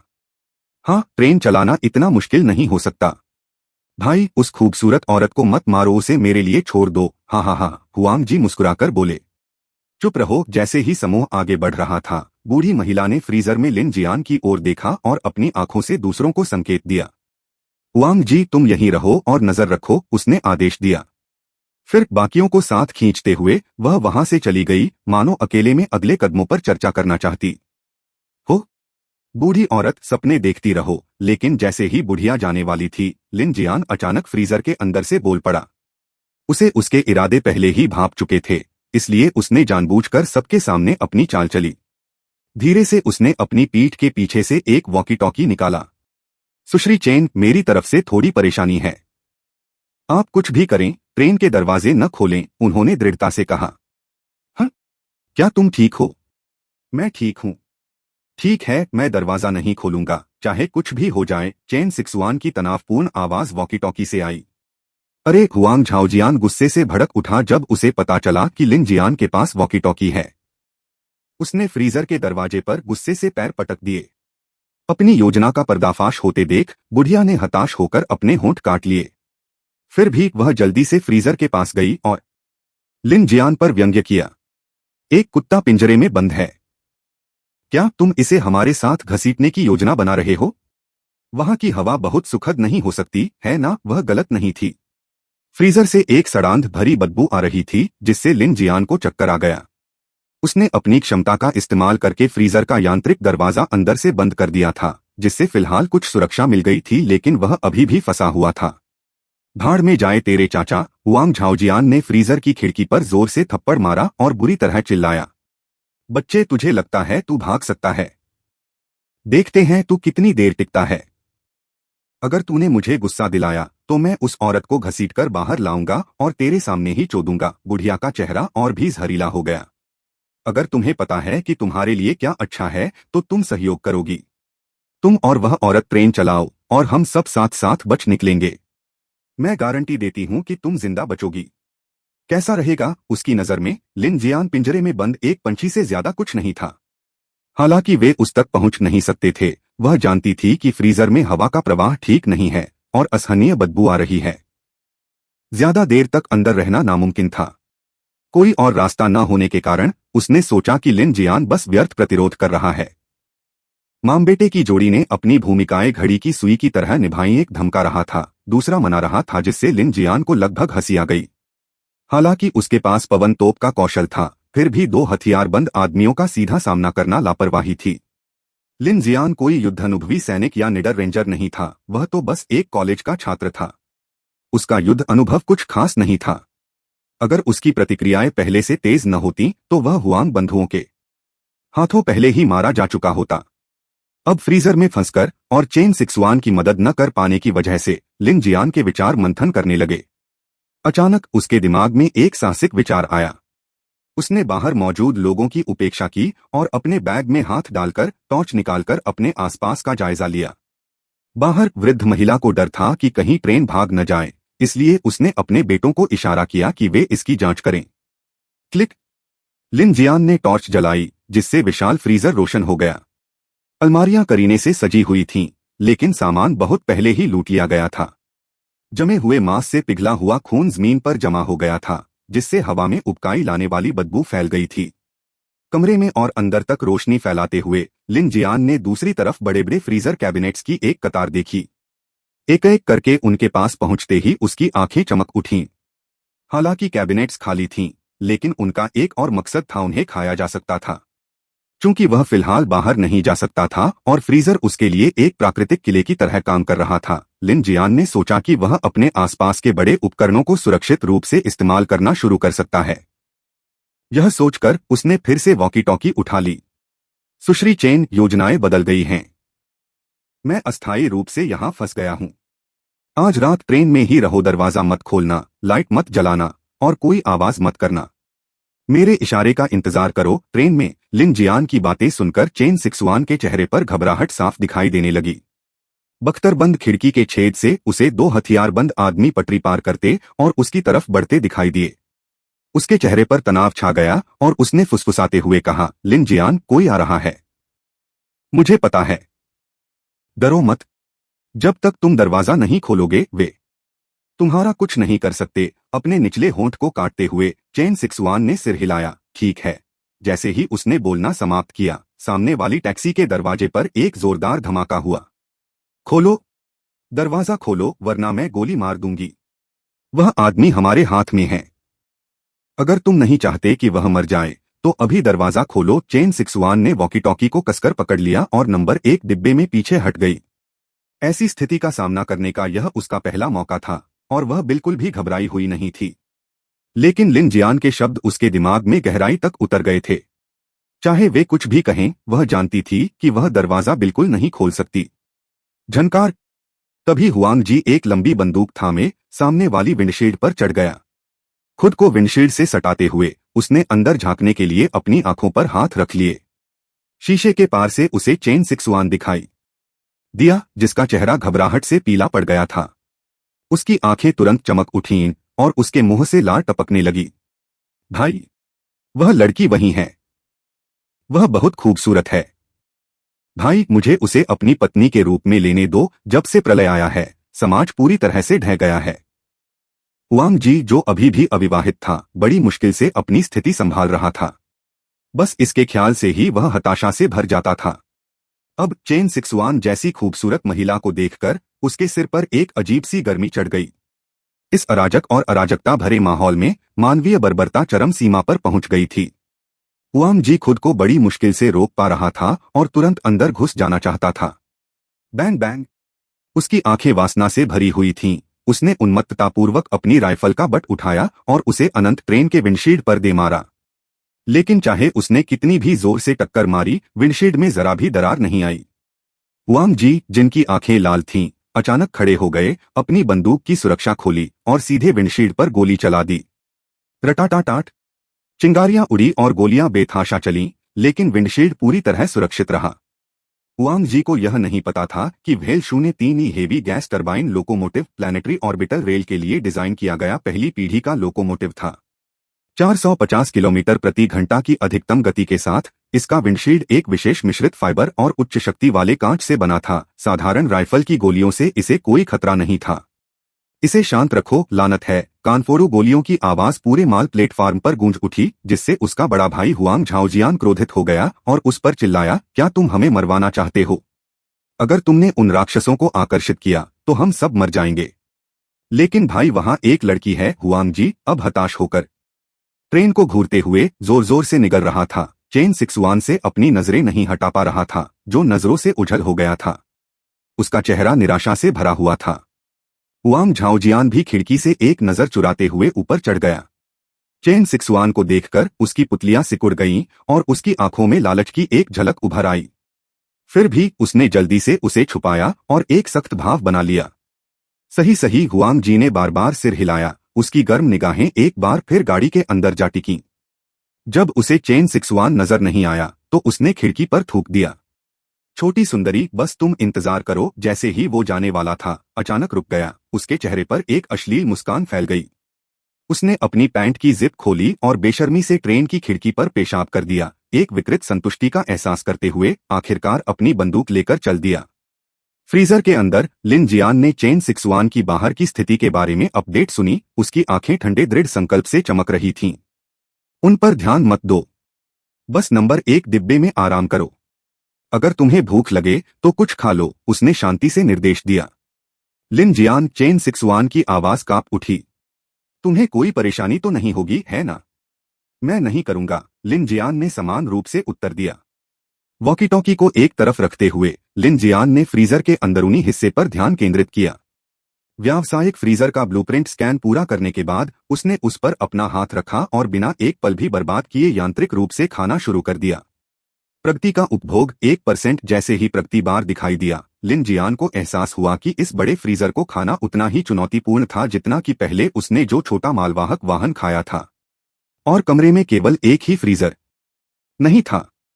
आज बहुत समय है, मैं तो सबको खा ही जाऊंगा। लिन जियान के लिए यह एक दुर्लभ अवसर था।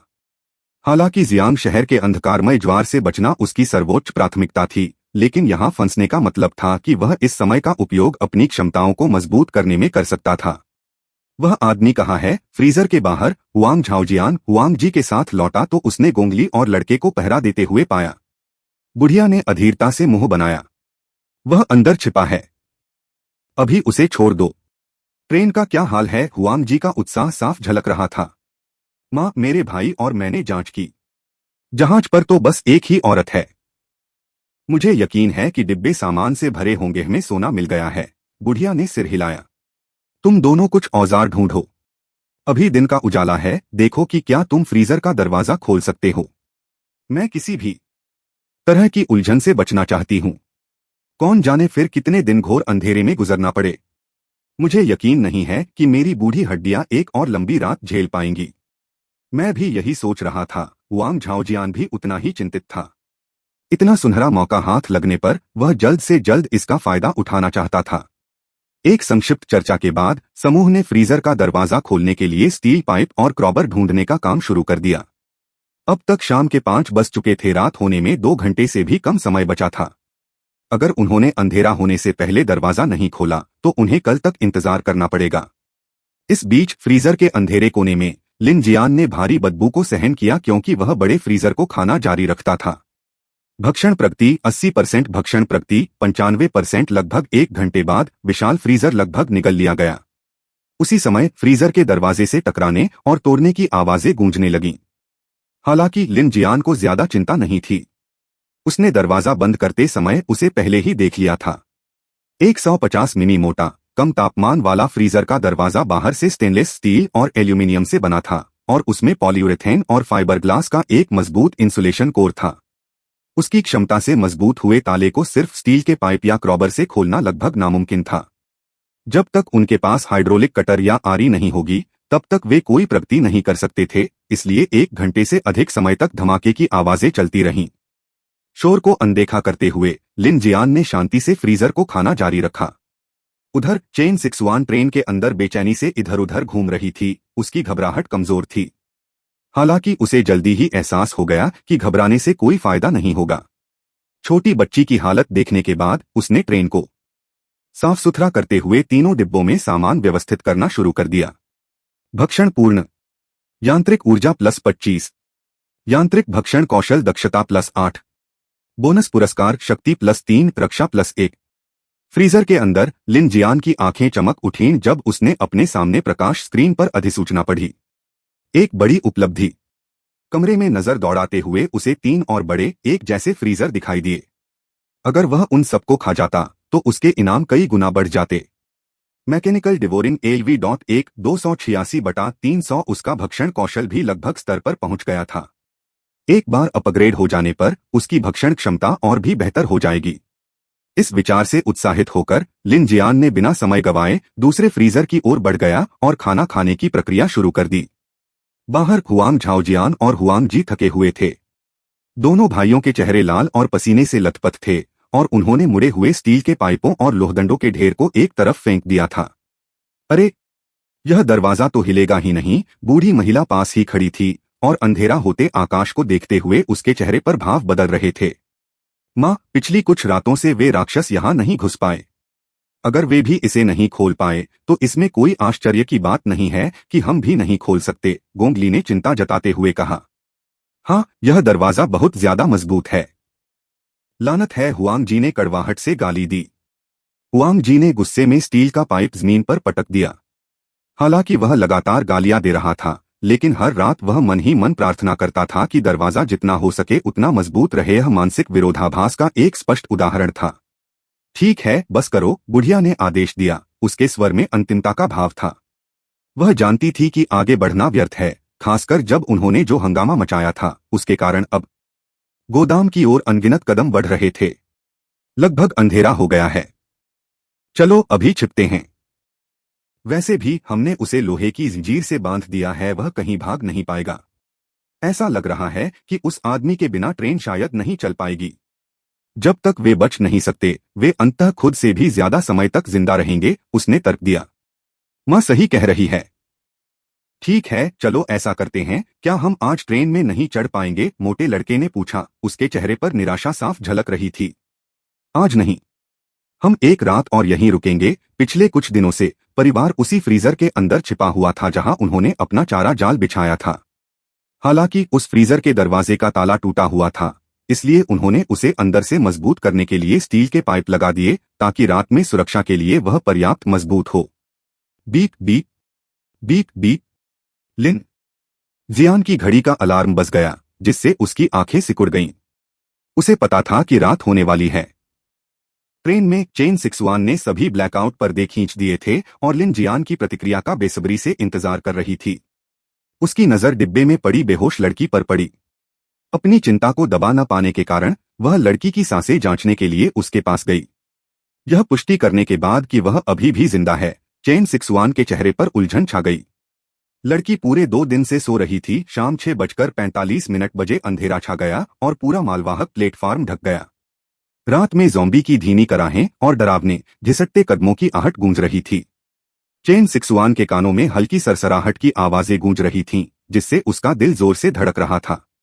वह सोफे पर सिमट गई, वॉकी टॉकी को कसकर पकड़े हुए और खुद को एक कंबल में लपेट लिया, जैसे बाहर की अफरातफरी से बचने के लिए यही उसकी एकमात्र ढाल हो। इस बीच हुआंग परिवार दूसरे फ्रीजर की तरफ चला गया था। उन्होंने स्टील के पाइप और लोहदंडों से दरवाजा बंद कर दिया और फ्रीजर के अंदर एक कोने में दुबक गए। खाना खाते हुए वे आपस में फुसफुसाते हुए अपनी अगली चाल की रणनीति बना रहे थे। शाम 7:32 बजे तक लिन जियान ने दूसरे बड़े फ्रीजर को खा लिया था। भक्षण पूर्ण। यांत्रिक ऊर्जा +25, यांत्रिक भक्षण कौशल दक्षता +8, बोनस पुरस्कार शक्ति +2, गति +1, रक्षा +1। रात 9:14 बजे उसने तीसरा फ्रीजर भी खा लिया। भक्षण पूर्ण। यांत्रिक ऊर्जा +25, यांत्रिक भक्षण कौशल दक्षता +8, बोनस पुरस्कार शक्ति +1। हालांकि इस फ्रीजर से उतने गुण पुरस्कार नहीं मिले थे, फिर भी लिन जियान का उत्साह बढ़ता गया। उसका यांत्रिक भक्षण कौशल आखिरकार AV2 तक पहुंच गया था। वर्तमान यांत्रिक हृदय स्तर AV.1 285/500 सुझाव मैकेनिकल हार्ट को अपग्रेड करने से विशेष कौशल पुरस्कार मिलते हैं। AV.3, AV.6 और AV.9 पर रहस्यमय जागृति उपलब्ध है। आधार विशेषताएं शक्ति AV.1 33/50 गति AV.1 9/50 रक्षा AV.0 20/30 वर्तमान बुनियादी कौशल यांत्रिक भक्षण AV.2 2/500 यांत्रिक विनिर्माण AV.1 112/300 यांत्रिक मरम्मत निष्क्रिय यांत्रिक संचालन निष्क्रिय विशेष कौशल पवन तोप AV.1 12/100 चमकती स्क्रीन को घूरते हुए लिन जियान को अपने शरीर के अंदर के यांत्रिक हृदय की गर्जना का एहसास हुआ। उसके शरीर में एक सिहरन दौड़ गई और उसका पूरा शरीर उत्तेजना से कांप उठा। बिना किसी हिचकिचाहट के उसने अपना ध्यान अंतिम फ्रीजर पर केंद्रित कर दिया। भक्षण प्रगति 2% प्रगति बार पहले से भी अधिक तेजी से चलने लगा। उसकी आंखों के सामने ही उसकी गति में तेजी देखी जा सकती थी। जैसा मैंने सोचा था, खाने की क्षमता में सुधार एक वरदान था। इससे न सिर्फ मुश्किल समय में उनका कीमती समय बच गया, बल्कि खाने के जोखिम भी काफी कम हो गए। लिन जियान ने अपनी घड़ी पर नजर डाली, टाइमर चालू किया और अपने काम पर ध्यान केंद्रित किया। प्रगति को निगलना 10%, 20%, 50%, 80%, 99%। इतनी तेजी अपनी घड़ी पर टाइमर की जांच करते हुए लिन जियान ने देखा कि पहले के फ्रीजरों के विपरीत, जिनमें प्रत्येक को लगभग 1 घंटा और 40 मिनट लगते थे, पिछले वाले को केवल 55 मिनट लगे थे, 1 घंटे से भी कम। उनकी कार्यक्षमता लगभग दोगुनी हो गई थी। जैसे ही लिन जियान अपनी उत्तेजना को शांत करने वाला था, उसके सामने सुनहरी रोशनी की एक चमक दिखाई दी। भक्षण पूर्ण। यांत्रिक ऊर्जा +25। यांत्रिक भक्षण दक्षता +6। बोनस पुरस्कार, आपने आइस शील्ड कौशल प्राप्त कर लिया है। बर्फ की ढाल। किसी फ्रीजर से लिन जियान एक पल के लिए ठिठक गया। ऐसा लग रहा था कि उसने जो हुनर हासिल किए थे वे उस मशीनरी या उपकरण के प्रकार से जुड़े थे जिसका वह इस्तेमाल करता था।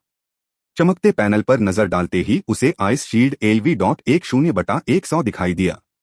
उत्सुकतावश उसने इसे परखने का फैसला किया। उसने ध्यान केंद्रित किया और सोचते हुए अपना हाथ ऊपर उठाया। Crack crack crack. एक पल में जमीन से एक छोटी अर्धवृत्ताकार नीली बर्फ की ढाल उठी और उसे घेर लिया। यह उसके कंधों को ढकने के लिए पर्याप्त ऊंची थी। हे भगवान, लिन जियान ने अपनी टॉर्च की रोशनी उस बर्फ की ढाल पर डाली जो उसने पतली हवा से बनाई थी। वह अचंभित रह गया। ढाल बहुत मोटी नहीं थी, लगभग हथेली जितनी चौड़ाई की। झनकार। उसने ढाल पर एक छोटे ब्लेड से वार किया, जिससे एक धीमी आवाज निकली, मानो बरसों से जमी चट्टान जैसी सख्त बर्फ पर कोई तराश रहा हो। उसकी कठोरता उसके अनुमान से कहीं ज्यादा थी।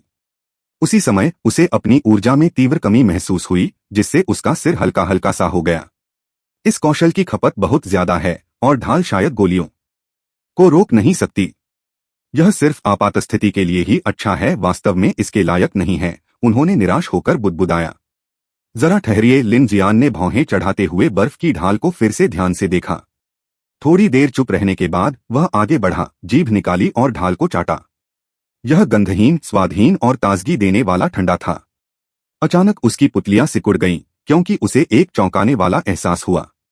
रुको, यह शुद्ध बर्फ है जो हवा से बनी है।